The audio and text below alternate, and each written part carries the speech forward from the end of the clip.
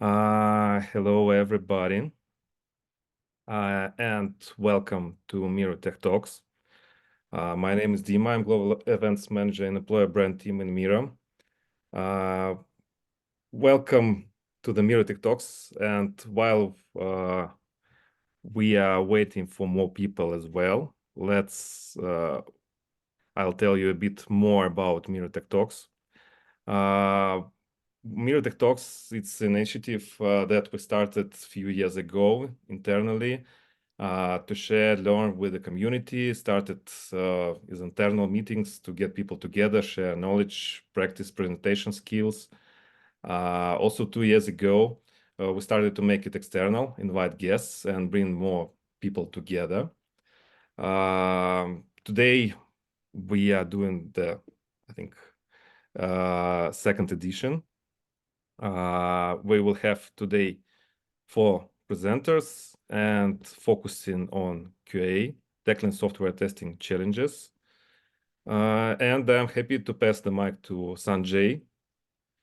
He will tell you a bit more about our agenda and what will happen and about our guests. Thank you so much, Dima. And please allow me to extend another warm welcome to everyone and also send a massive thank you for sacrificing your evening. We know it's late. We know everyone's gonna have dinner now as well. So please make yourself comfortable, have a meal, have a drink, do whatever you need to do. And yeah, we promise to make it extremely valuable for you. One simple house rule before we go through the agenda, we've left the chat open, so please be kind to each other. So this Tech Talk's our first external facing Tech Talk, especially for QA. It's also a fairly special one because we've got our testing partner from TestDevLabs joining us. They will be providing 2 talks, which will be covering computer vision, automation. Then we've got 1 talk from Miro, which is AI-driven bug management. Thereafter, we've got the final talk on mobile performance testing, KPIs for mobile performance. Cool. So that's it for our agenda. We might have a small break, but we'll leave it open to everyone else to see how you feel. Otherwise, we'll continue pushing through. We've got a Q&A section open up as well, which means during each talk, feel free to ask questions and our panelists will take the time to answer them and use the chat for just general collaboration. Let's start with quiz maybe. So Yep. you'll have a chance to win some special Miro swag. I launch it on Zoom. So I think you can join. Mm-hmm. Do you see? I see it. I'm sure everyone else can too. Yeah.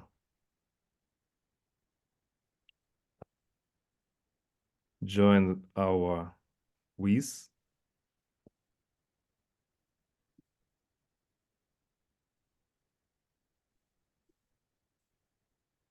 Okay, great, great.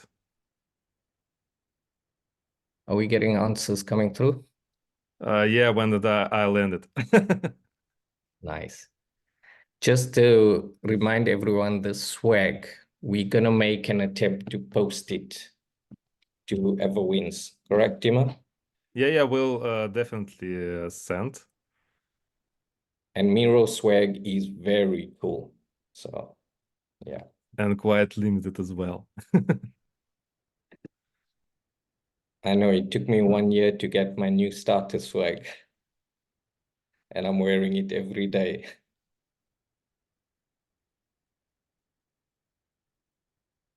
Okay. Let's give 30 seconds to end poll.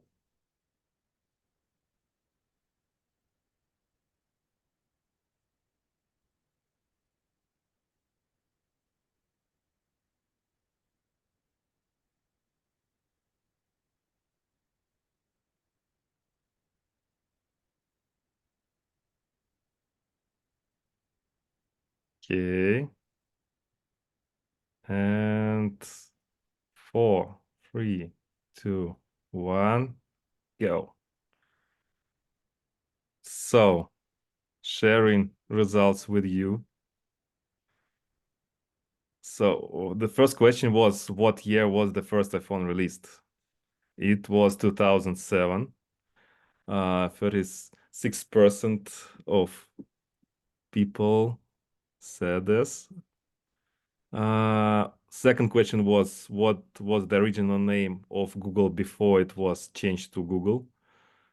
The correct answer is Backrub. So not so many people know it.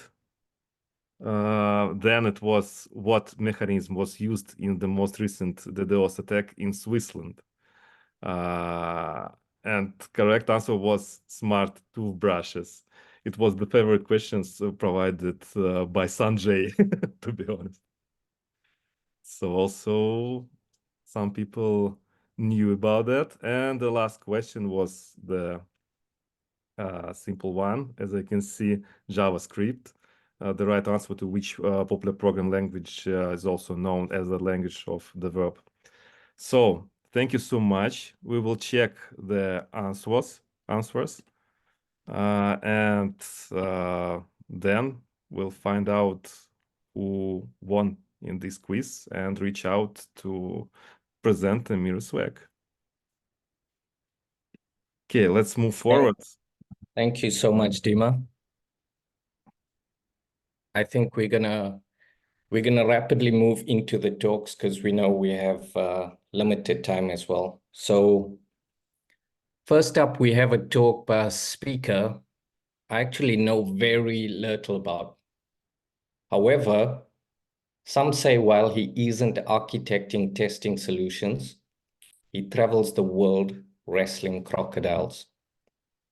What an absolute beast. Please give a warm welcome to Alvaro Santos Lacerna Lopez. Over to you, buddy. Thank you very much. Thank you very much for the introduction and everything, Dima and Sanjay, for having us here this time. And yeah, you said my whole name. My colleagues from Latvia, they are always trying to pronounce it correctly, and you did pretty good. So yeah. Anyway, let's start for this first talk. I will start sharing my screen.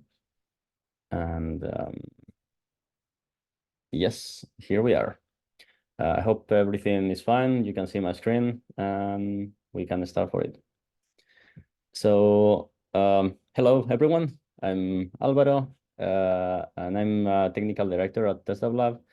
I'm going to be talking about automated testing with computer vision. So during these past years, we've seen that implementations of AI into testing has began to get more relevance and help us to automate workflows that previously wasn't possible to do so.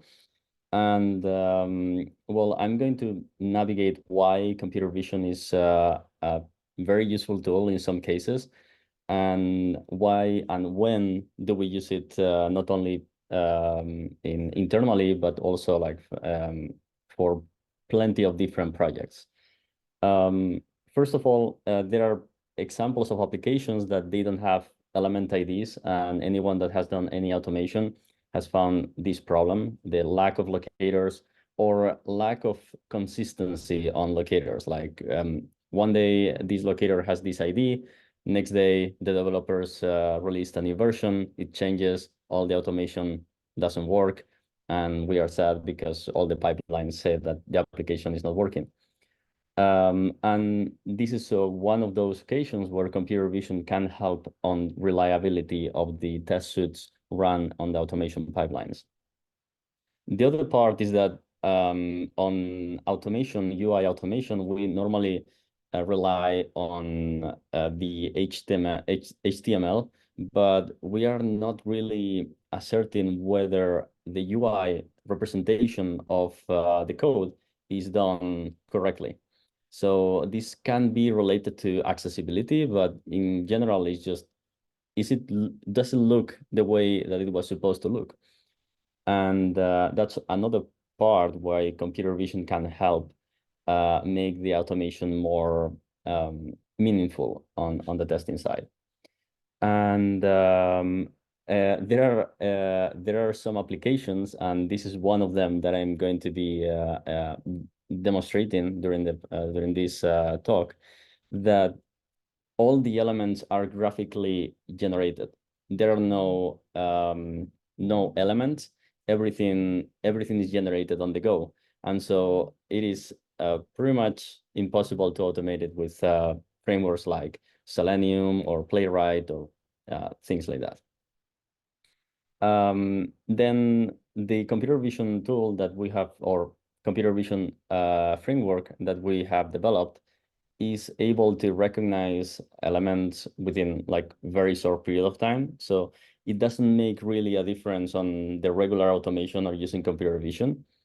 It generates then a page-oriented model, kind of like an HTML file with all the elements and all the positions for all those elements. And on top of that, we use OCR, or optical character recognition, to understand or to fill all those elements with the text that contain. So this way we can deliver not only what elements are, but also what elements have in terms of text, and validate the text. The CVPOM is how we have called it, which is computer vision page-oriented model. It can work on different, for different purposes. One of them could be to speed up automation workflows that run slowly in other frameworks like Appium or Selenium. And I want to put a specific instance where this can happen. There are some mobile applications, that if you try to run Appium, for example, it will wait until all the page loads. But what is the issue here? The issue is that some applications are dynamically generating all the elements, and it takes quite a long time until it reaches static state. And that can be very low amount of time, like 200 milliseconds, but it can also be 3-4 seconds, even more. I've seen situations where it takes a very, very long period of time until it loads all the elements within the mobile app, and then you can actually validate the elements there, and then interact with it. And of course, if you have an automation test case that relies on 10 actions, and those 10 actions need to retrieve those elements, well, it's going to take more time than the actual performance on a manual that a manual tester could do. And in this case, if we use computer vision, it will always take those 20 milliseconds to do whatever interactions or validation that you want to do. The second point is that we can automate with this pretty much every platform, every application, it's native or it's web. As long as we can get a screenshot out of it, and that we can do interactions like clicking or sending keys, then all is possible. Then we can automate workflows that doesn't contain unique identifiers, as I previously mentioned, validate the text displayed, test the actual UI representation, and validate the position of those elements. Not only it could happen, and I've seen this a couple of times, that the actual web page looks fine, but the CSS, the graphical representation of all those elements, is completely off. And in those cases, having some visual validation is quite important. One of the things that I want to differentiate this computer vision tool with, for example, OpenCV, is that it is based on a deep neural network, which learns from a set of images that we have to label prior to introduce it to the testing. Then we can use that specific model, which weighs about 6 megabytes, and leave it within the test framework.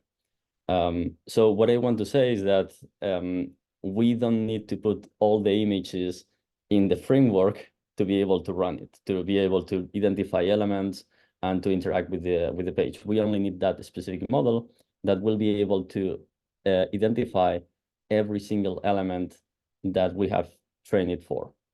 And I wanted to differentiate these with OpenCV or any like template matching algorithm, because this is not template matching.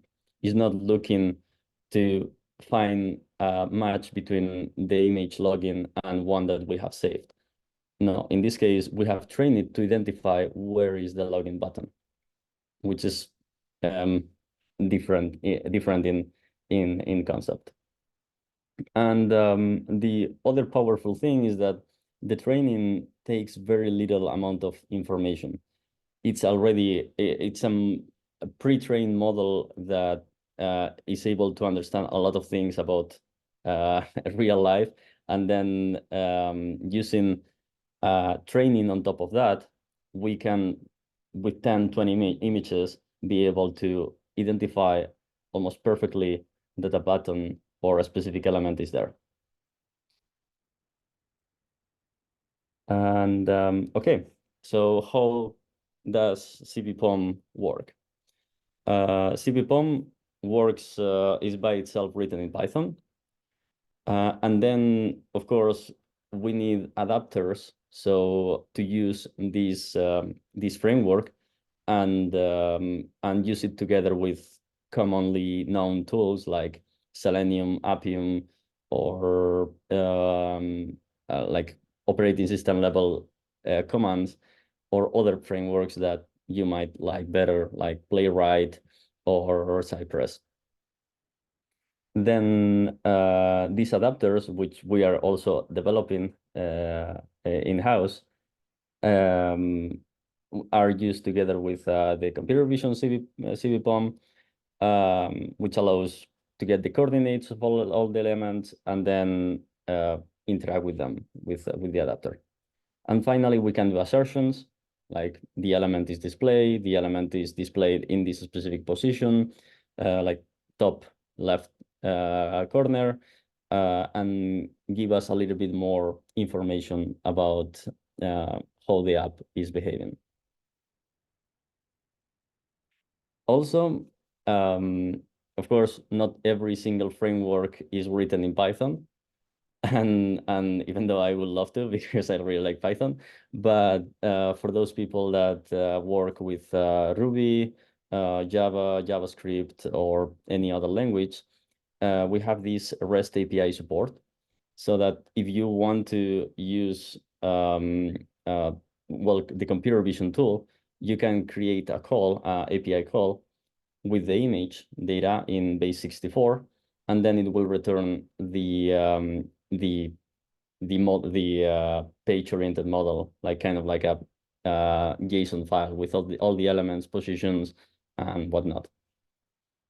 Then having this REST API support, you can work with Playwright, WebDriver IO, Selenium, Appium, in whatever language that you want to use. Even I've put here the PyAuto GUI, and this is an operating system level types of interactions.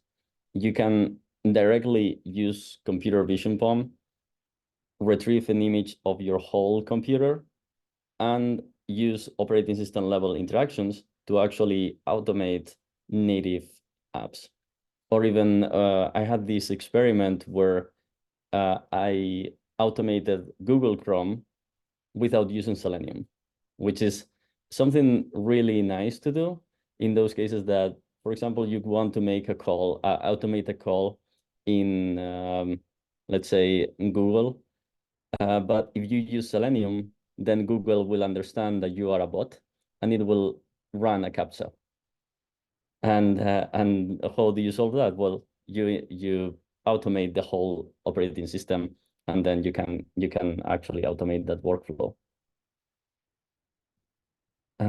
Okay, so I want to actually show you, well, this is on the presentation, it looks nice, like, okay, you have to believe me here, but I wanted to go a little bit further and do a live demo of how this runs and why we choose to use this Flutter web app, which is like a demo application. And so I will switch to, okay, yeah. I will switch to the Flutter app. This is an interesting app because, as I said at the beginning, it's all graphically generated. If I try to inspect, I will see that there is no elements. I try to select on any of them. There is only one single element for the whole page. So you try to automate this with Selenium, and you will have your hands on your head and say like, okay, what now? I don't know how to do anything. But let's go here. So this is pretty much the framework. Right now the CV SDK is as a folder, but good news for all of you, because you might think like, oh, well, you are developing this in your company. How do I use it? We are planning to release this as an open source project so that everyone can use it and you can play with it. So just wait a little bit, stay tuned, and you will get news about this tool. Anyway, let's go to the actual demo of how this recognizes. I created this model that recognizes 6 single elements on the Flutter app. It took me like 30 minutes to actually generate the model and do that. But like, so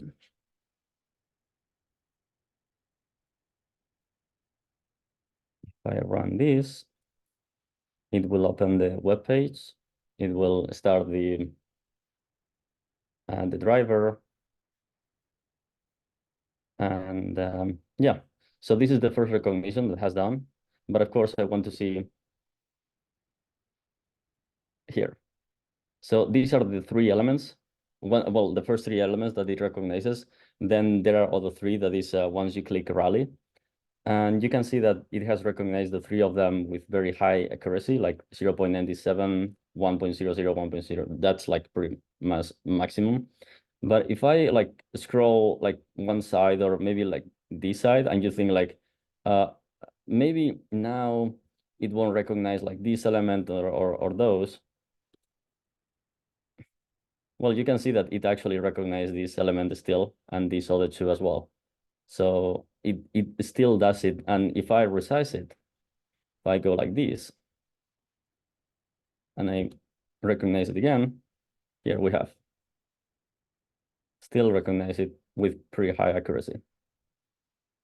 So this means that the computer vision tool works regardless of how big it is, how small it is. Of course, you need to train it efficiently and to have enough images that are representative of the scenario. But after that, it is really good and really, really reliable. Well, after I have done that, then let's actually do this scenario. The scenario, if we go to the feature file, is I am in landing page, I accept cookies, I go to Rally, I put credentials, I check that Alvaro exists, and I press login. If I go to the step definition, I have the again the I am in landing page, which will use the computer vision utils and check that the labels replay sign Rhine main and Rally main exist. This is the whole like it's as easy as that. Just the only thing that we need to provide is the driver and the computer vision POM object. And okay, for context, the computer vision POM object is generated is here. So it's just this line. It only loads the model. That's everything. And then we have the methods click by text, click by label. This is actually from Selenium. So I wanted to add also like a Selenium interaction so that you see that there are different ways to interact. But the thing is, in Flutter app, the only element that is actually visible is the cookies, because that's like a third party banner.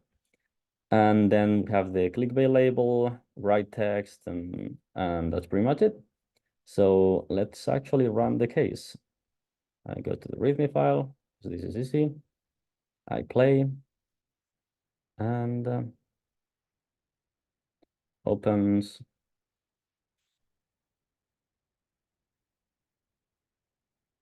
There we go. Voila. Application automated, even though there was no elements to rely on for that. And you might ask also the question like, okay, this works in like a headed way so that the browser actually appears. But if you are afraid that it won't work in GitLab Actions or GitHub Actions because you have to run it headless, don't worry about that, because we can actually put it like this. We go back again here, we run.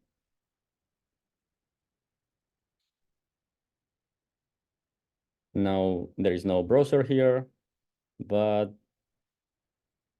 it's running, successful, all good. And yes, so this is pretty much the demo. I will end with the last 2 slides of it, which pretty much repeats what I just said here. But as you can see here, in the environment I mentioned, we only need to create this computer vision POM object, and then we can use it for the actual driver. And then we run the code, and that's pretty much it. As it looks really, really similar as automating with Selenium, and that's the idea that we wanted to go for in this experiment. And yeah, to test the custom models, we can see live how the elements are recognized, so that we have some confidence on that the model is actually working the way that we wanted it to work. And that's pretty much it. Thank you very much. And if you have any questions, please raise your hand. I'll be happy to answer. Awesome, Alvaro. I don't see any questions in our Q&A, but yeah, if anybody wants to speak to Alvaro directly, please raise your hand and we'll answer your questions. No, I think you literally blew everybody's socks off. You certainly blew my socks off. My toes are actually cold right now. Well done, Alvaro. We have one question, I think. Yeah, several questions. No, good. Yeah, let's start with. Okay, you can talk. Like, Can you hear me? Yeah. yes. Great. Thank you for the presentation. Looks super cool. I had a question regarding, for example, if you want to onboard a new app for a customer, how does that process look like? Because I imagine you need some data for training the AI model, and they decide to change a logo or something. How do you deal with that? So we have one generic model that is able to recognize whether things are logos, paragraphs, headers, and different things like that. So we can potentially use that model for generic things. And then we generate these specific models for specific applications when we really need to go very granular. If normally the training process is we have a labeling tool which we normally use CVAT if you don't know, let me. It's a kind of like an open source tool. And I have like the. Here it is. Okay, so it's a labeling tool that you can push all the images and then kind of manually start like labeling all those elements, and then after that you export it and you train it. In the CVPOM, we have a method for training specific models. It's really easy to use, and then you can keep adding and adding pictures so that the algorithm gets better and better in recognizing your specific web page. And so the general idea is that instead of in the giving the power to the testers so that you don't have to rely on developers. And in this case, like all the elements behind all those labels are something for the tester to get them. And then it becomes like a data labeling task rather than looking into code and seeing like what is happening there.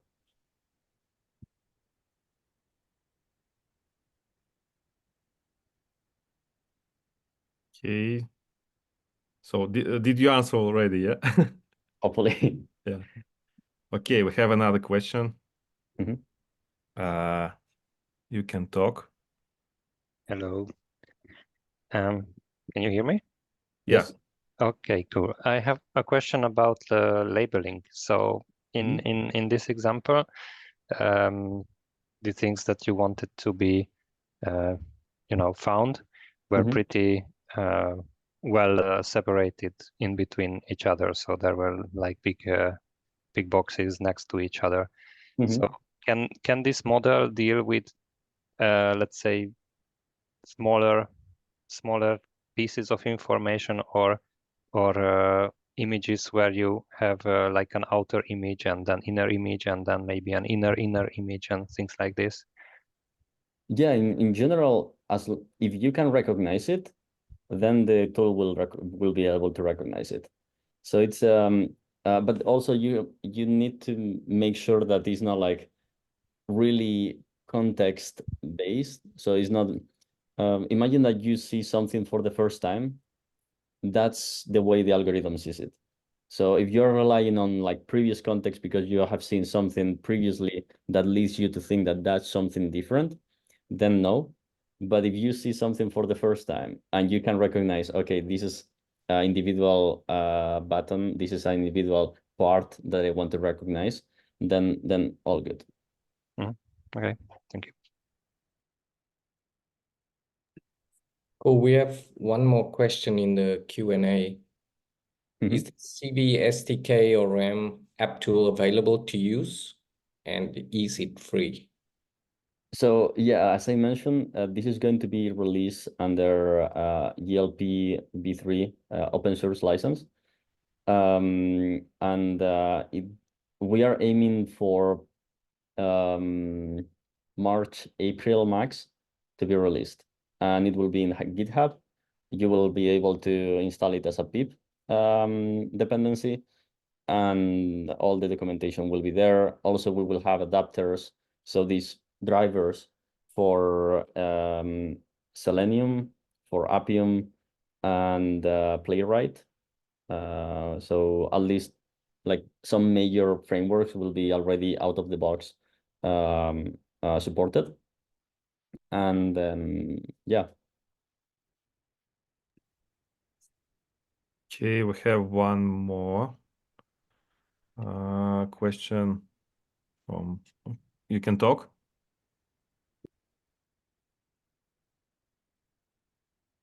Andy.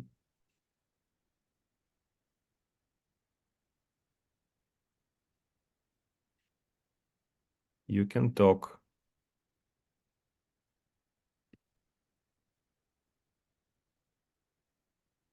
Doesn't look like. No, we have a question in Q&A. Okay. Do LLMs play any role in this project or system?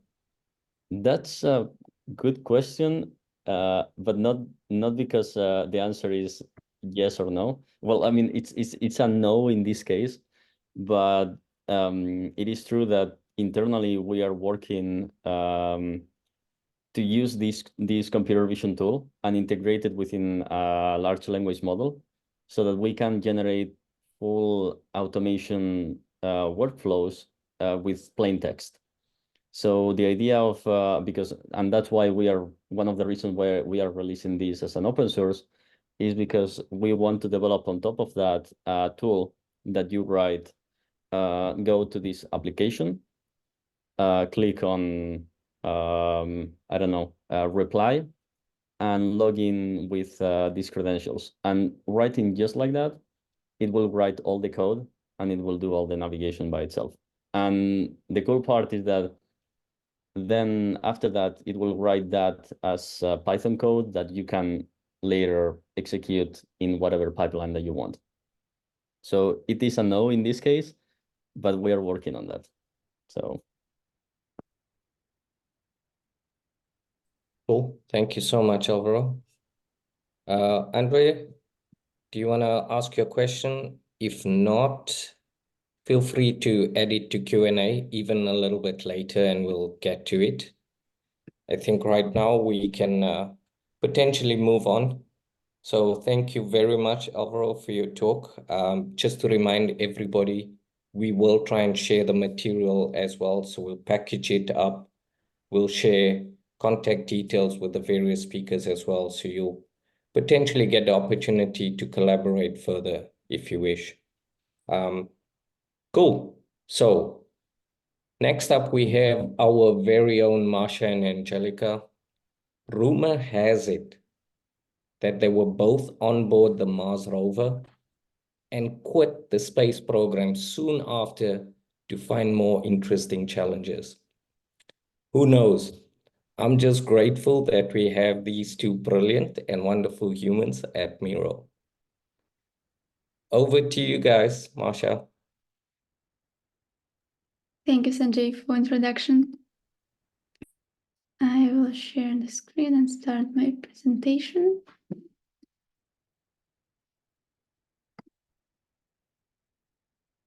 Okay. Hello, everyone. I hope you all got your favorite drinks ready to enjoy the presentation. Today, Angelica and I are excited to share our insights on AI-driven back management in Miro. But before we dive into the presentation, let's take a moment to introduce ourselves. I'm Masha. I've been working at Miro for 6 years. And now I'm key lead, helping to enhance the application platform to make reliable developer experience. Angelica? Yes, good evening, everyone. My name is Angelica, and I've been working with Miro for 4 years. That is all. Okay. So here is our agenda. I will share our motivation and some context about this project and user flow, and Angelica will share technical challenges before and after release and a final implementation. And in the end, we will have some time to answer your questions. So usually for receiving customer requests, we use Zendesk tool. And for internal requests, we use Slack, our internal channel. The reason behind this is to simplify the process and encourage every Mironeer to share their issues and catching bugs at an earlier stage. This is particularly crucial as many engineering teams enable their feature only for Miro accounts as a sort of closed beta release. And we've already attempted to automate this process using an external tool where we connected some services via webhooks. And as you can see how it worked, we suggested to the reporter to select the domain area and user-facing capability. And only after that, bot creates a ticket for the responsible team. However, our main challenge remained, and this challenge is clear ownership. We don't have really clear ownership of capabilities, And even if we have this information stored somewhere, such as in a spreadsheet or specific tool, there is still the challenge of defining the responsible team based on the message. Even a human reading the message may struggle to determine who is responsible for this issue, because bugs can often fall within the boundary between capabilities. For example, when we have bug with sticker menu on mobile devices, and sometimes even engineer not sure like who is responsible in this case to take and fix it. And it is indeed really difficult sometimes to determine from the first sight whether it is relevant to the team who owns the menu or to the team who owns mobile devices. And as we wanted to explore AI capabilities and address our main challenge with selecting owner based on messages, our colleague who was interested in AI investigated its capabilities and prepared an MVP solution. We adopted this solution and led to the production.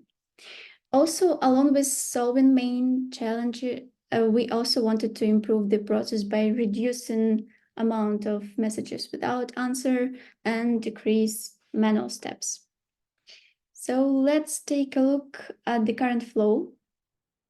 Here's our logo with bug and a kind of unicorn. We have a new message in bugs channel. The bug manager posts a message in the thread and suggests the responsible team for this issue.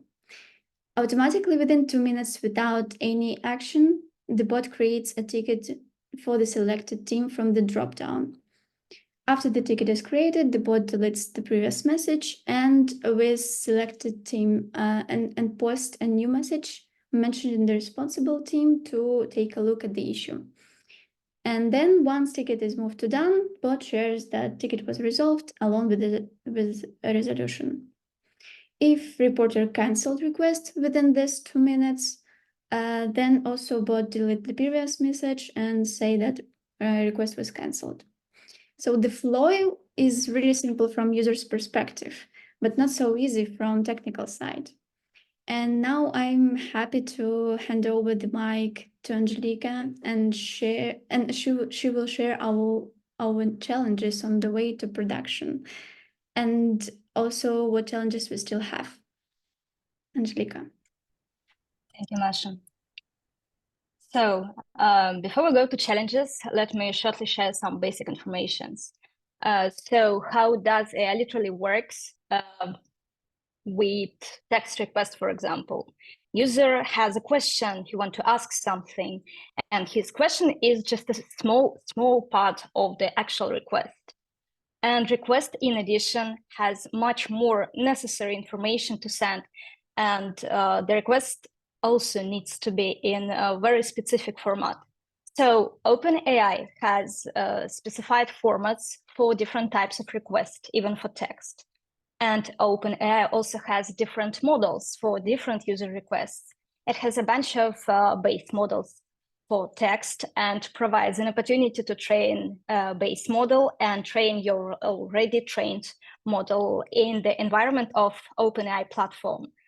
So when the request is processed by specified model, it returns an answer that based only knowledges of this specific model. So for example, let's imagine we used base GPT model and ChatGPT or ChatGPT, and we want to have an answer of a question. Return me the team for assignment with this bug description. And it will actually send us to suggestion to provide some more information or go to support as a human being who knows nothing about teams and bugs. And that is why it's very important to train model. And next slide, please. Thank you. So we need to train the model before using the back assignment. And as we can see on the picture, we can ask OpenAI through the API to start process of training using specific data set and get the model that can return a bit more expected result. So this topic in a nutshell is what we are going to talk now. And let's go back to challenges. I joined in early November, and by that time, several fundamental questions were not being resolved in MVP project. And first of all, that was a question with storing data in H2 database. The project initially was implemented to store data inside the service container, which means that each deployment will be resetted. So the team sets a goal to resolve it and move on. To solve it, we implemented a solution from the BRE team, which provides an opportunity to deploy PostgreSQL in RDS cluster. And Anatoly from QA enablement team helped us a lot and supporting on the process of integration. I wanted just to share great attitude from our team publicly.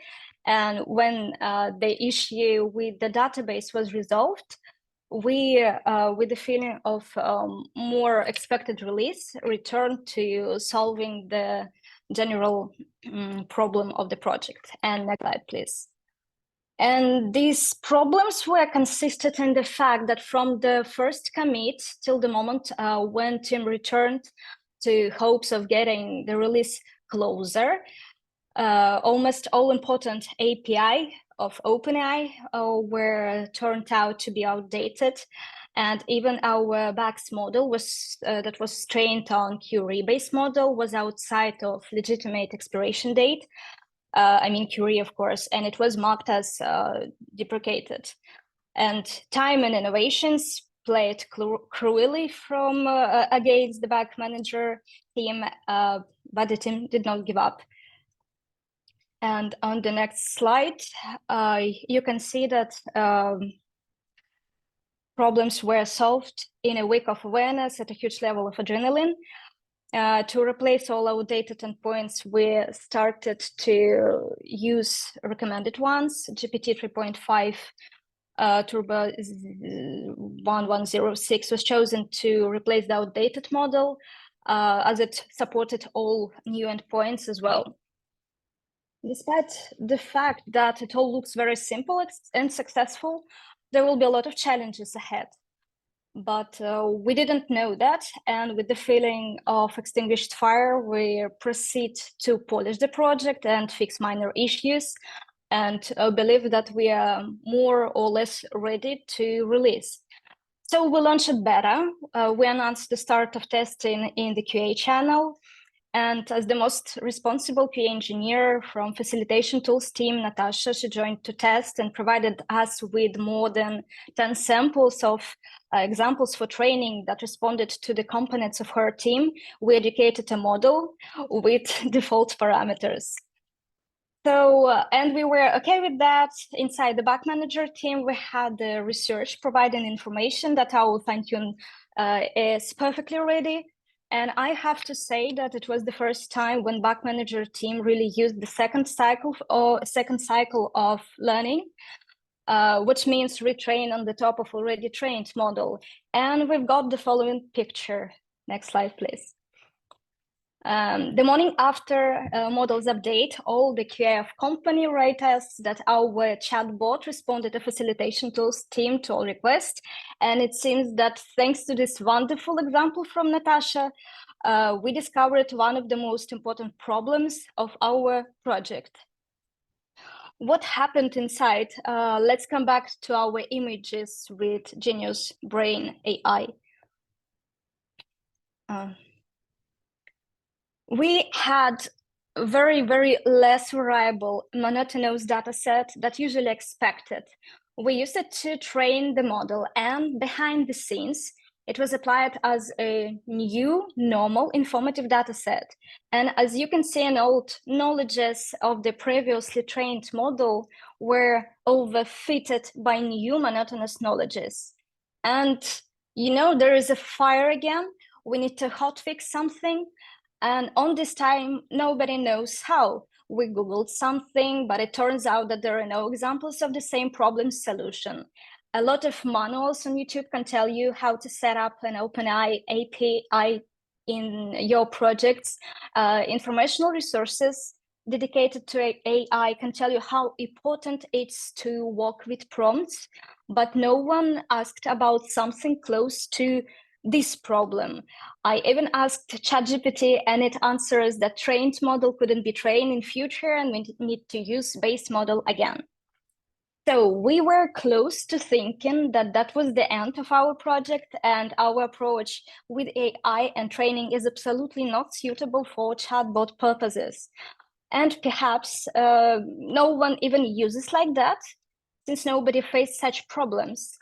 And moreover, the project that we use as a wrapper framework for the OpenAI API doesn't provide something to adjust fine-tuning job. And was it really the end? And on the next slide, you can see that this small optional label in the official documentation of OpenAI API has its very important elements for learning hyperparameters.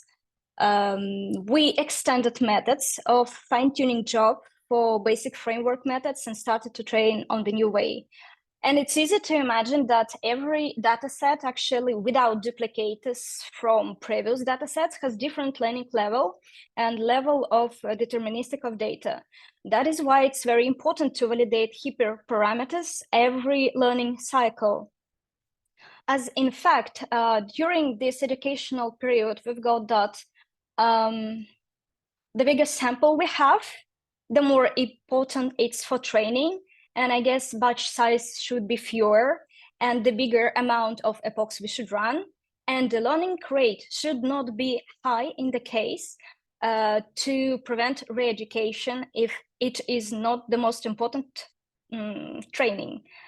And for the first data set, or for the first big training in our project of base model GPT 3.5, with very variable dataset, we use number epochs equals 4, batch size equals 3, and learning rate equals 10, as it's the most important training. And then for small dataset in the second learning cycle, we defined next params to prevent full re-education. And it was epochs equals 1, batch size equals 8, and learning rate equals 1. In common, there were 7 successful following cycles of education for the model that we actually use now. And every time we had to run tests for model validation that it is not worse after education. And if the tests were failed, we have to train it again with different values for hyperparams. And in the most negative cases, we were even rolling back to previous step of learning and re-educate previous trained model to move education forward, but with different hyperparams. And even then, we had a case when we understood that the first education were made wrong because the model degraded in the future cycles of training. And we had started the training for base GPT model and prepare all these next learning cycles again. Next slide, please. So only from this period, all our features and development for basic actions and replacing the model are provided only with test rating, and all decisions made are only after test running. So I have to say great thanks for bug manager team who were researched and tested results with me, because that time was very tough and novice for one engineer. So next 4 days, that was actually weekends, Masha Neskova and I were testing and combined these hyperparams. And as a result, we found out the way of dependency and influence these params between number of training cycle and training data. And seems that is all, and we can release. And of course, it's not our last problem. And next slide, please. So Cambridge Dictionary names hallucinate the word of the year 2023. And based on that news, engineers and academics around the world, including OpenAI, Google, and Microsoft, are working to limit AI hallucination. Some are working on reinforcement learning for human feedback, using people to help tackle hallucination and work out how they can be predicted and eliminated. But my first idea was to tune params for chat completion requests, and that is a very bad idea to use seed parameters. That was a bad idea for my specific case. I even corrupted working model because model learns how to answer wrongly. and it could be used only with some additional functionality, which I didn't have capacity to code in a few days. So the approach didn't work for us. And on the next slide, you can see examples of our problem. You can see team names that model created. And we have less than a week before the announced release, and we use the model that responding sometimes, as you can see, strangely. And there is a fire again, and no answer in anywhere close to us, no way of getting solution from ChatGPT even. Again, there was a challenge from our favorite time and innovations. Engineers from AI resources I usually do something smart and successful, and nobody has these problems in their training processes. Nobody said out loud that the model they trained could be hallucinating, and it almost seemed something shameful to ask it somewhere, and seems only I did not take something into account. But after talking with several colleagues from our company, as well as diving a little deeper into the facts about training, I learned that GPT 3.5 is just hallucinating, and this is actually normal. It's actually language model, and it was created to generate text. And as we can see, instead of silence, it perfectly creates a text according to our preset patterns. And the model literally creates the name of the team in about the same style as we set up. And instead of getting upset, we need to praise ourselves because we have created something that works on the way we taught. And we can just put a mock in the answer and take this into account for the next fine-tuning job and teach how to answer these kinds of questions. Because judging by the presence of this hallucination, the model simply does not know how to work with such a request. And the next slide, please. So here you can see our actions. First of all, we disabled aftertune according to the schedule because automatically updated model can progress in hallucination out of control. And then we mocked hallucination answer for user to not disturb him by wrong answers. And then team also gets few important ideas. At first, we need invalidation of model answer that will cut hallucinating and try to perform additional requests and return some other team in negative cases. So we call answer validator in our project. And we also decided that we can add do not return to system message in case of hallucination and ask again. And yes, caps lock really works because it's human being language model. And on the next slide, you can see our next our actions to prevent hallucination in the future.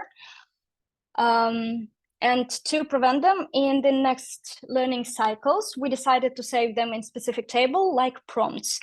And then with the information from this table, we can train the model with examples led to hallucination and use also these examples in tests. And moreover, on this period, we identified more directed message, more directed system message that led to fewer level of hallucination. And it sounds like by bug description, specify the team strictly from the list. And then we re-educated the model with the new system message again from the beginning. And after completing all these works, we've got a model that did not return hallucinations in tests and applied it to release and finally released. So then I can try to share my screen to show how it works. One moment, I will just check that everything is opened. Okay, let's go. No, it wasn't actually ready. One moment.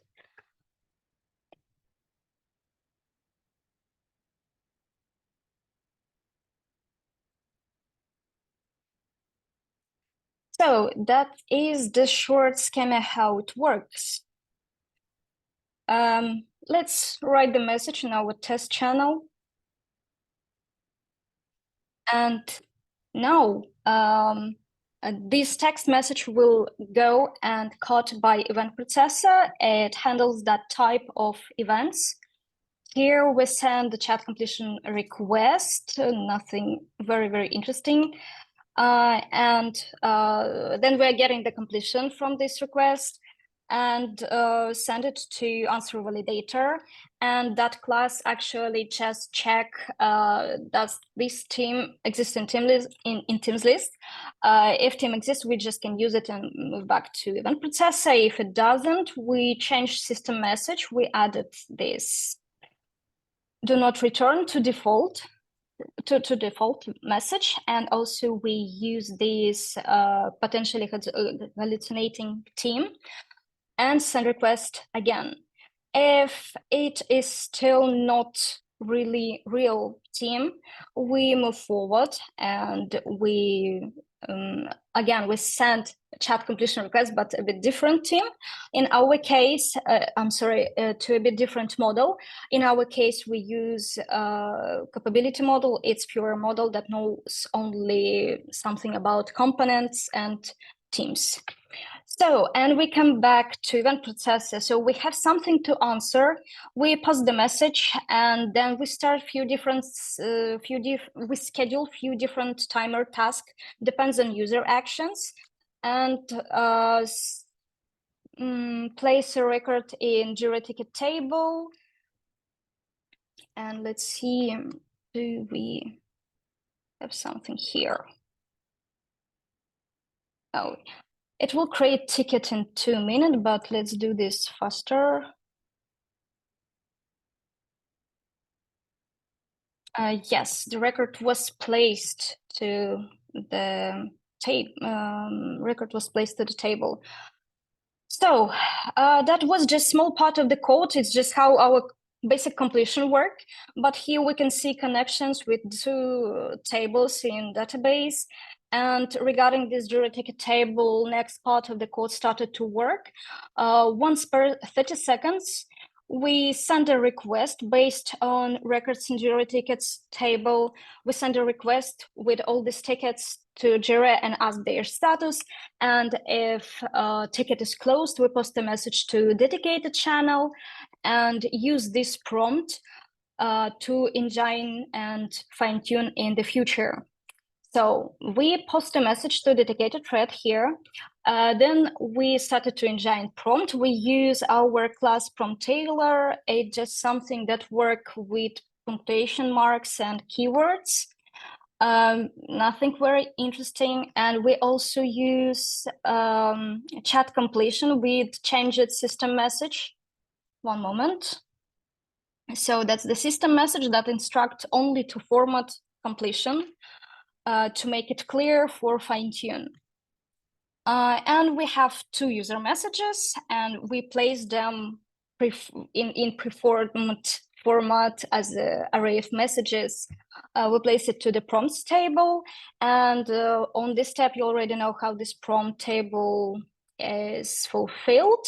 And then we use this prompt table.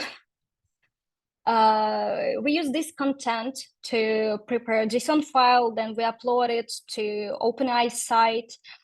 This data set responds as some file ID that we use for fine-tune. Then we combine hyperparams and trying to predict ideal one. And all this information goes to start fine-tuning job of previous model. And when training is done, we can use this educated model to test, and if tests are passed, we just update model table or add a new record. So, and next chat completions will be requested with the used record from model table. That's how the whole flow works. And that is all from my side. And Masha, would you please take a microphone your side? Yeah. Thank you, Angelica. It was very cool. Yeah, and honestly, that's all. And we will be happy to answer your questions. Already saw some in Q&A section.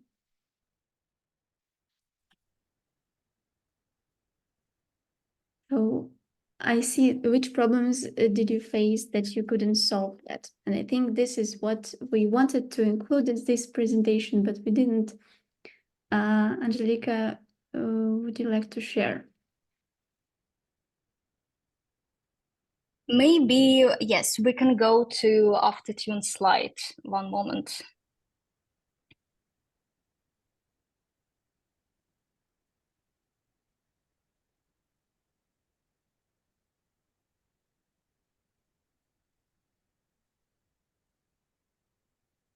So yes, as I mentioned already, we disabled after-tune to control education because it's very important.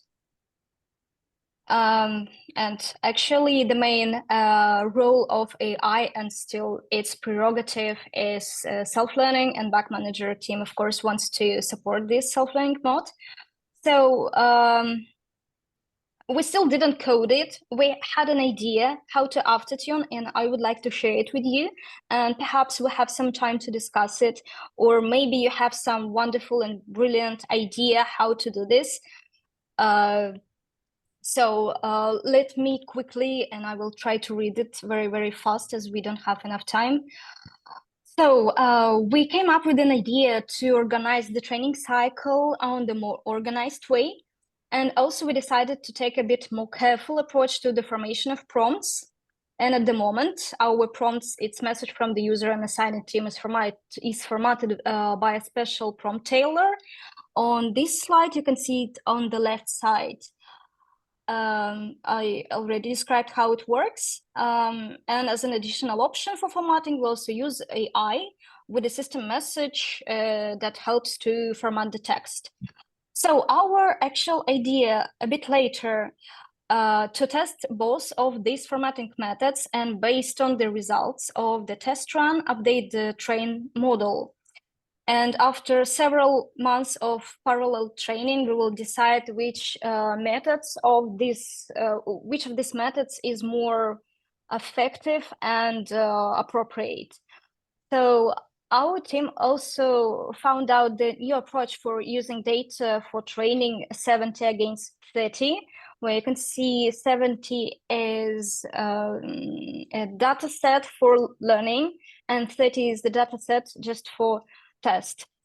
So, and I think all other things are very understandable on this slides, but we can discuss it. We still didn't resolve how to do this better.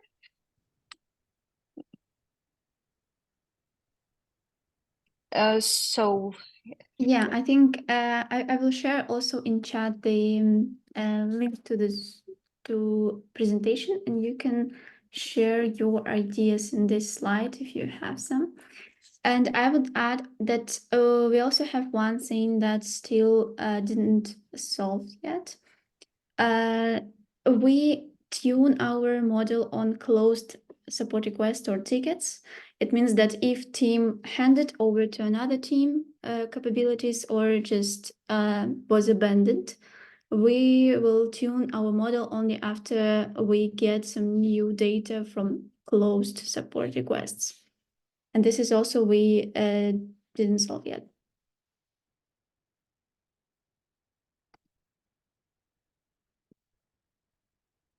Dima, can you help me? Do we have any other questions? Okay, we have some questions in Q&A. One more. Are there any improvements or updates planned? I'm just curious, not suggesting that it needs any improvement. Always very polite, Peter. Yes, as we said, we are going to have this auto-tune process, and we will try to get how we can improve and tune our model if we have these cases with teams and handing over capabilities from one team to another. Also, we had an idea to make possible for the reporter to choose the owner from the capability if he is not sure like that team is right in the selected, like in the drop down. Yes, and there is every hour, I think, we can see any new feature from AI, and that should be immediately added to all AI projects in the world, and Bug Manager is not an exception. So I think maybe sometimes later, yes, we will include some threads, some chats, if we would have enough capacity. But yes, ideas, there is a lot of ideas how we can improve it. Cool. There's one interesting question from Andre, and that's about open sourcing. Would you consider extending this project to use outside Miro? I will This think about it. Yeah, Angelica, go ahead. sorry. I just think everybody can do something the same. OpenAI is open, and all leaps for working with Slackbot are open, and everything can be possible, but for our tool, I don't know.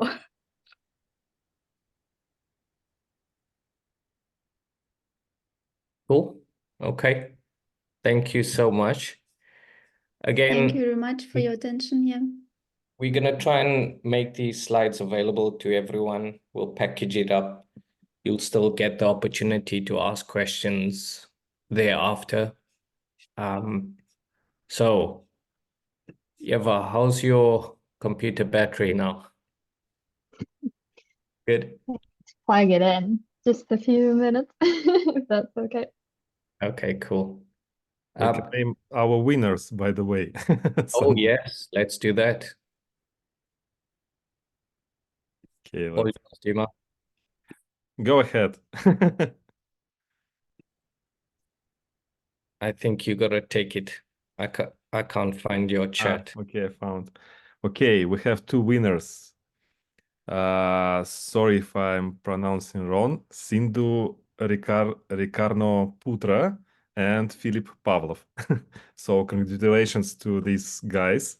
We will reach you out directly, and you will definitely get some Miro swag after the meetup. Thank you so much for your participation and right answers. Nice one. Okay, I think let's You're good? have short break and waiting. Yeva, are you ready or need some time? Yes, actually, I plugged in. Okay, Seems let's to- move forward. Yeah. So, lastly, we have Eva. Some say she once swam across the Atlantic just to reduce her carbon footprint. Now, what a superstar. Incredible, but believable in my opinion. So, over to you, Eva. Thank you very much. Thank you for the warm welcome. I hope that you can see my screen. And then I will start. So hello, everyone. Thank you for being here. Thank you for spending your evening with us. My name is Eva. I'm a manager of competitive analysis and benchmarking services at TestDevLab. And today I was put a specific focus on mobile performance testing. I will gladly tell you about what we look into when we perform such tests and how we actually do it on our site. So I wanted to start a little bit on why to actually test mobile application performance. So with increasing accessibility to mobile phones and increasing number of different models that manufacturers actually create and update us on every single year, there is a high variability in hardware capabilities and specifications that actually application needs to cover and be flexible too. So to create informed optimization decisions and actually validated the designs that the applications create, it is very useful to actually test their performance on mobile as well. There are also multiple benefits to the mobile application performance testing. You can get the overview of different hardware components and how the consumption of those resources and utilization of those resources actually changes throughout the time whenever you use the application.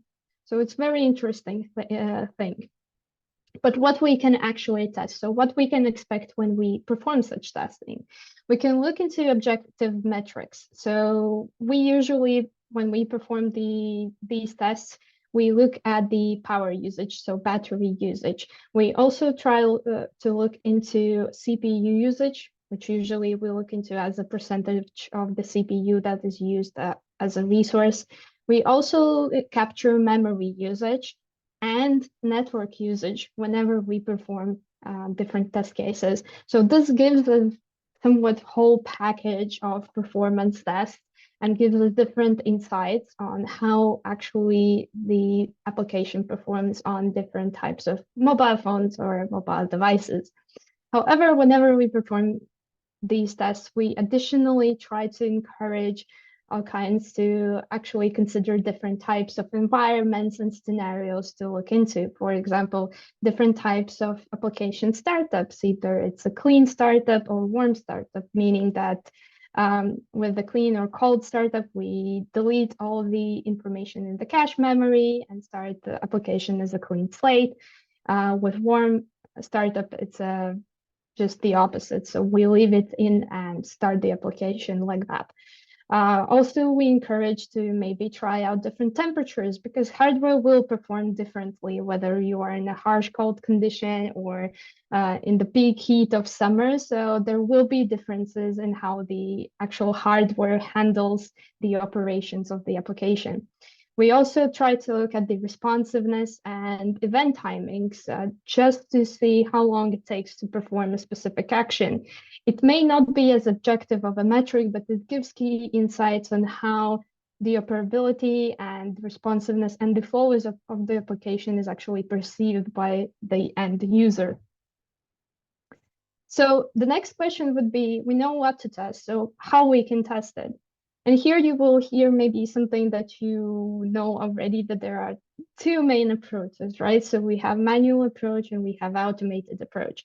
And with the manual approach, even though there's like a dedicated executing engineer for this, the main benefit of the manual approach is when we perform ad hoc testing or exploratory testing, or when we see a specific problematic area, for example, that we want to dive into and look into specific root cause analysis, what might have happened there. With automated approach, it's a dedicated setup. It's best to perform regression testing or A/B testing, or the similar types of tests that are done frequently. And both of these approaches has their pros and cons, especially when we look at the performance testing itself. So if, for example, manual approach has in-depth information on CPU utilization and memory allocation. On the other hand, for power usage, it just uses low, medium, and high data points to actually inform us about the power usage of the device. And that's specification to Android Studio and Xcode. On the other hand, automated approach has easier integration with existing testing suites. It's scalable to a larger sample size, gives concrete metrics for power usage specifically, but on the other hand, more generalized information about CPU utilization and memory allocation. And it requires a bit more resources to set up and maintain. However, there is a good benefit, and it's actually quite nice. So for the battery testing, it can run 24/7, and there are one interesting risks that eliminates in the automated approach, which I will tackle a bit later today. So how we measure CPU and memory usage. So I will divide this talk in 3 sections. So we will start with CPU and memory, and then I would want to dive into a little bit battery testing in a bit more detail, how it happens, and then into network emulation and testing. So about CPU and memory usage. For the iOS, it's actually a bit more straightforward. We use Xcode instruments to gather the metrics in the format that we want to, and then we create the full-on suite of the data that we analyze and report in the needed format. For Android, it's a bit more different. So CPU metrics are collected from the Android system files. So we gather the user time and system time to actually calculate the CPU usage in a given time frame, which we just choose to be 1 second, and then we do it every single second. So it's a bit more work to get the data, especially over time. And for memory sampling, there are a few ways to do it, but usually it's done with a specific command to read out the system specifications, and we look at the total proportional set size. That usually shows us the app's memory that is used and the portion of the memory the application shares with other processes as well. And this is actually what you would see at the end of the test. So when we compile the data and we put it in the visual list form, and we can analyze it. So on the upper left corner, you can see a CPU usage profile listed by the application. So this is the most common case where we look at the different applications as a competitive analysis and look at the CPU usage over time.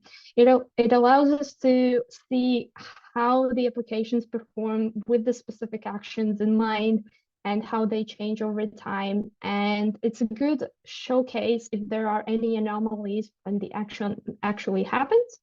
So this is a more generalized case. On the right upper corner, you can see a graph with CPU usage over time as well, but this is an interesting case.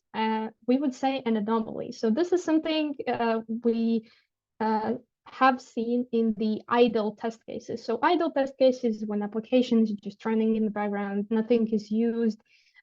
So as you can see, in general, it uses almost nothing, which would be something we would expect. But in this case, you can see that the application frequently increases the CPU consumption. If we know it's an idle state and we don't have specific information that the application needs to do something in the idle state, for example, have an update or request something from the system, then this would be something a bit more concerning that we would most definitely report as soon as we can.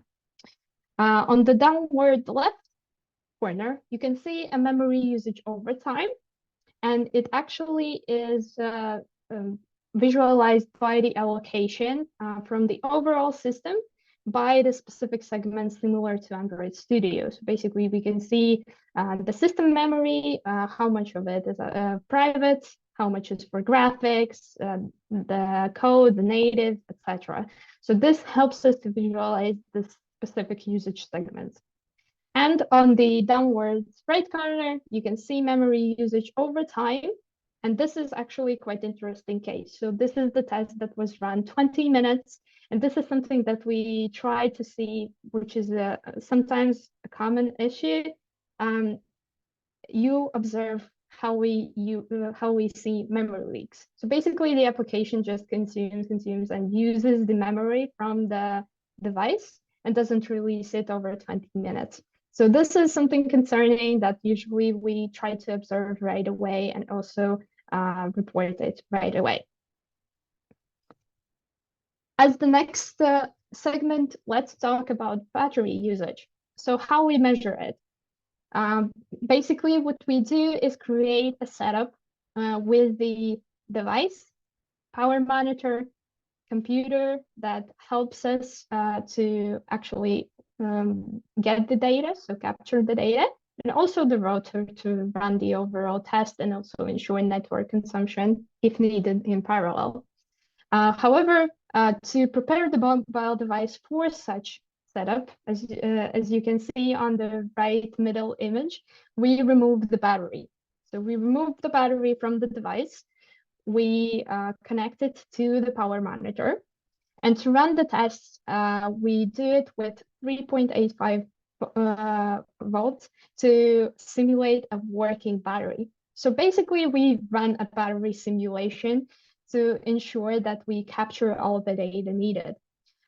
Before we start each scenario, we ensure that all the impacting features are actually disabled. So that could be allocation, automatic updates, automatic brightness, all of that can impact the data. And for example, if we leave it open, then we might get a different type of data every single time we run the tests. And we cannot keep the control over the setup or the objectivity of the data that we would see. And in these type of laboratories or test cases, we want to have as much control as possible.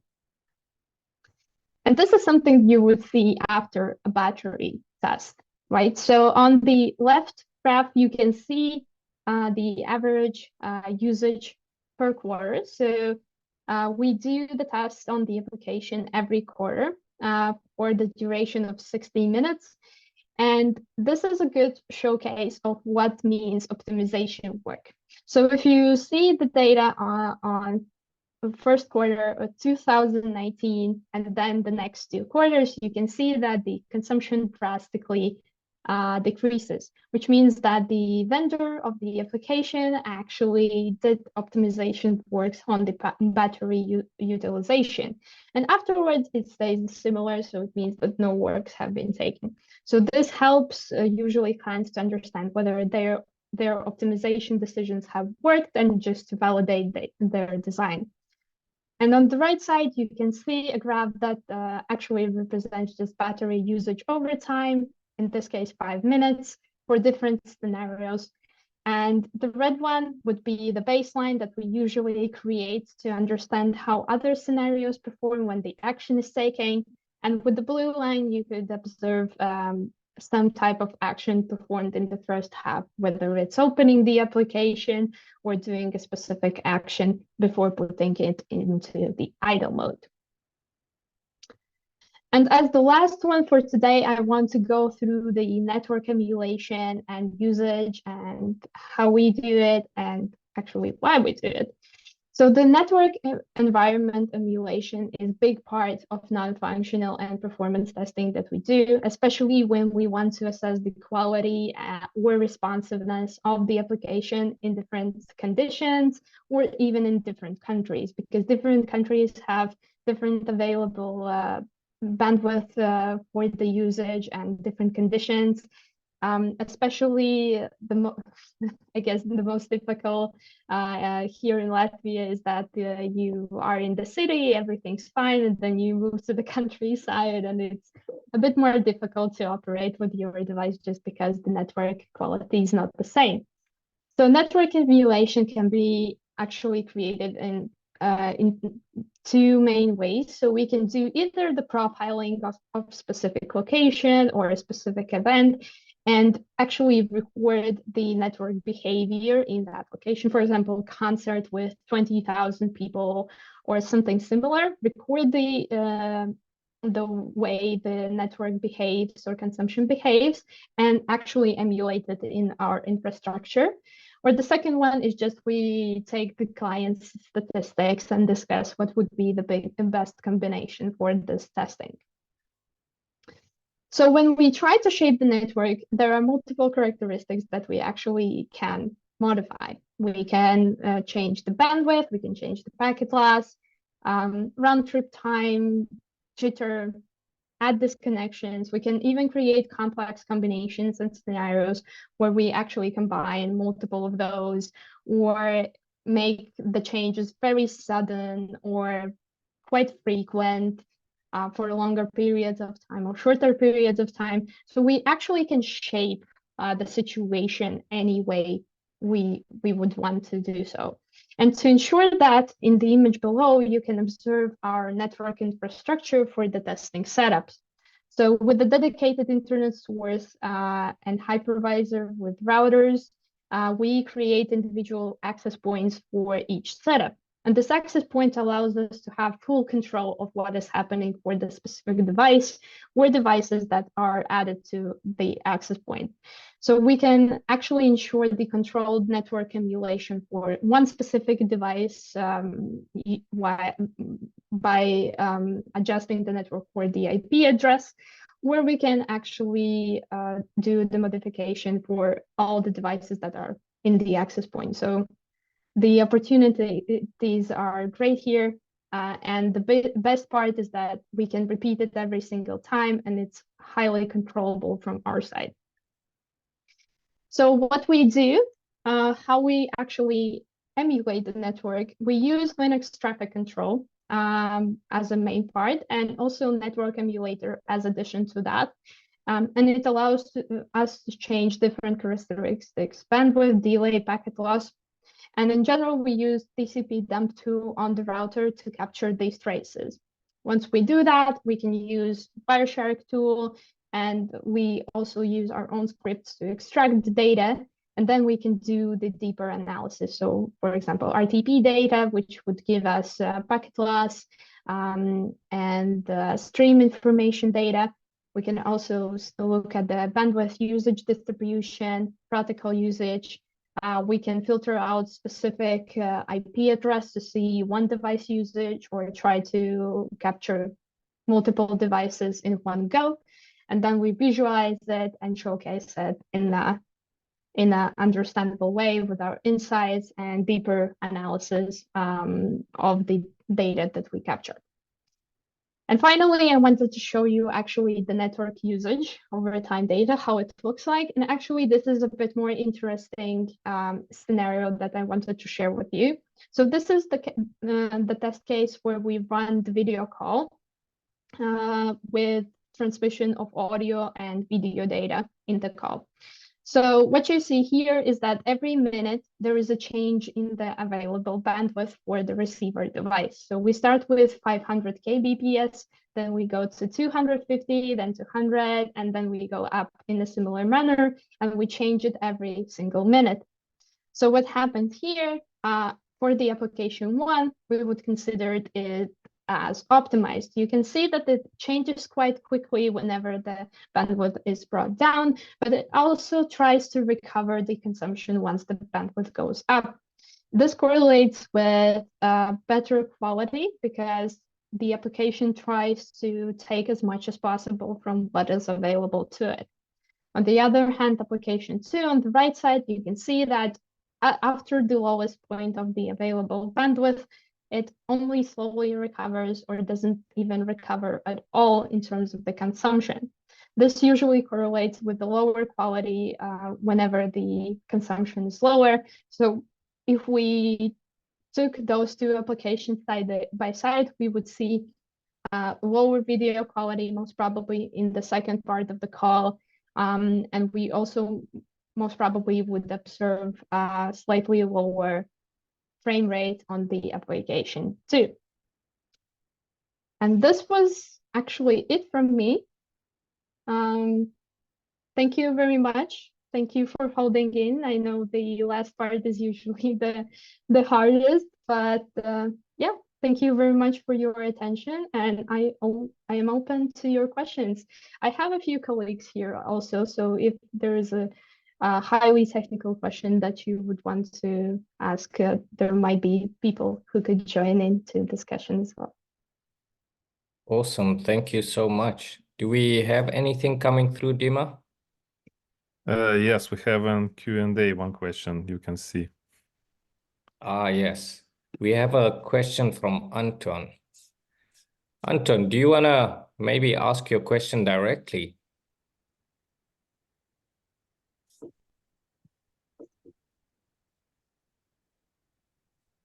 Nope.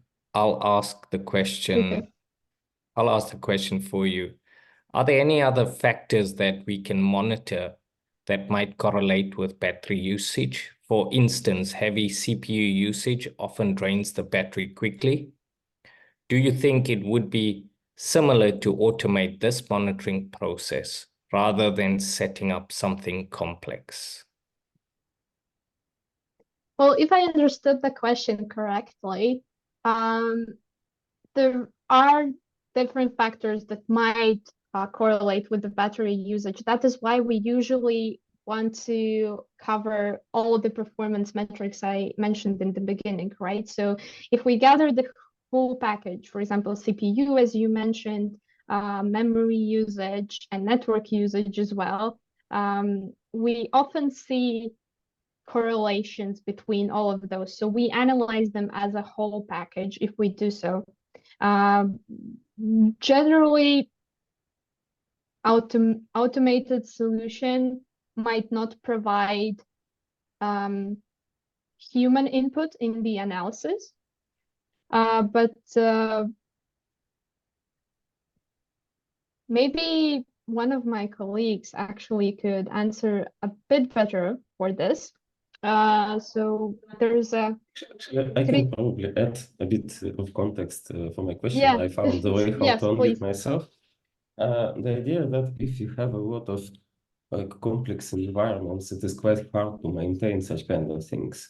I really love the approach that you replace the battery by just like checking the powers that we use to be able to actually predict how our battery might be used. So I mean, test battery without battery. So that is a great approach. It would be even better if you can check something else and actually predict quite carefully what is a real usage without checking real usage. Even more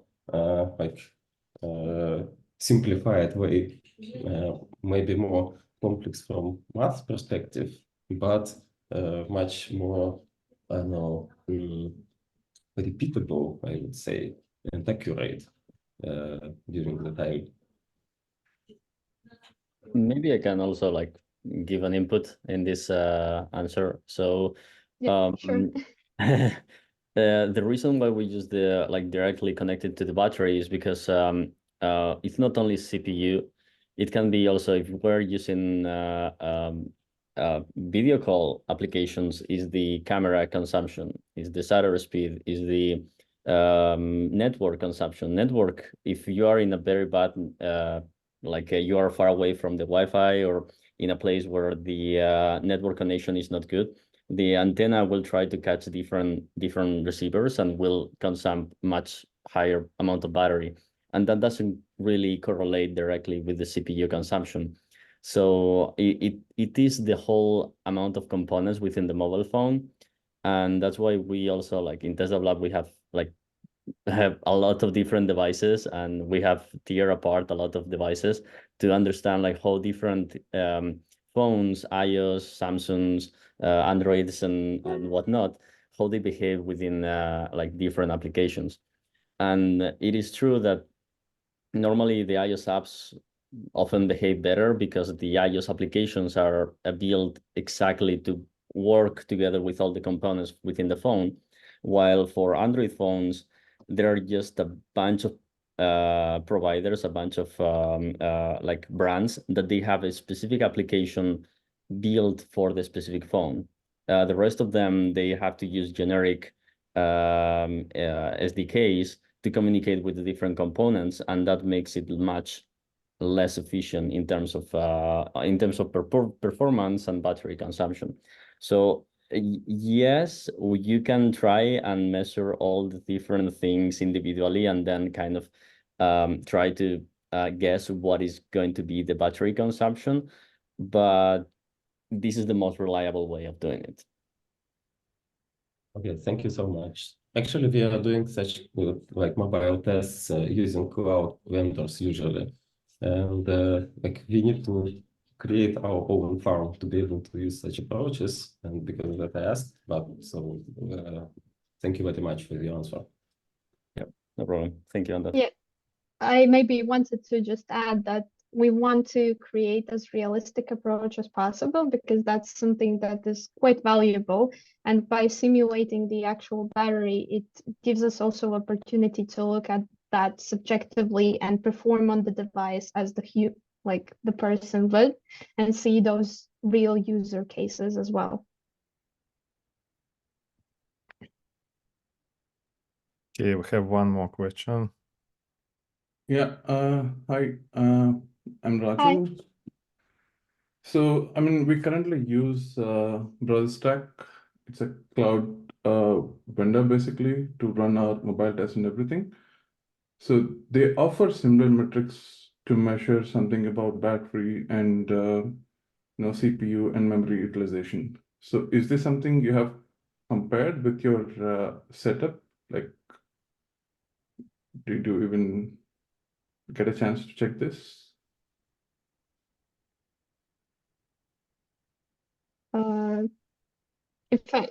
If I understood correctly, there is a cloud-based solution that provides similar metrics, right? Yeah, so we usually run our regression suits and everything on this particular vendor. I think BrowserStack is pretty normal in the industry. So they already offer some of these by default, like even with your normal execution, you don't have to have separate setup or something. But I just want to understand if there is any discrepancy between this and whatever manual setup you have. Have you thought about comparing this? I believe we have not done specific comparison in-house, but again, I would say that how our differs is that we can do subjective evaluation in the parallel and do realistic user cases while the actual person operates on the phone while we record those metrics. If it's a cloud-based solution, I'm not sure if this is the same, to be honest. Maybe Alvaro can comment. Maybe he knows a bit better about that. But yeah, we haven't done direct testing, but we want to have as realistic simulation as possible. So I would say that's the biggest difference. Yeah, like as Yeva said, even though like there are some cloud services that they provide these kind of metrics, they either most likely use real devices and they have specific devices set up with the hardware similar as we do it, or they do it in an emulated fashion, which will not give you too much reliable data in some situations. So yeah, that's why we try to make it as real life end-to-end kind of case, and that way we can give reliable information to the clients or software that we want to test with. All right. Yeah. Thank you.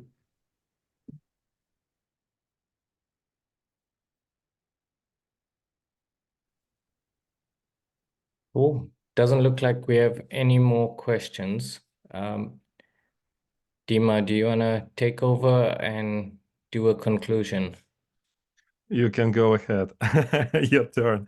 All right, cool stuff. Yeah, we just want to tell our speakers, first of all, a massive thank you. We know this was a mammoth effort. And of course, all our attendees for sacrificing your time this evening. We hope it was very insightful. And we'll follow up and share some material fairly soon. Cool. Thank you and good night.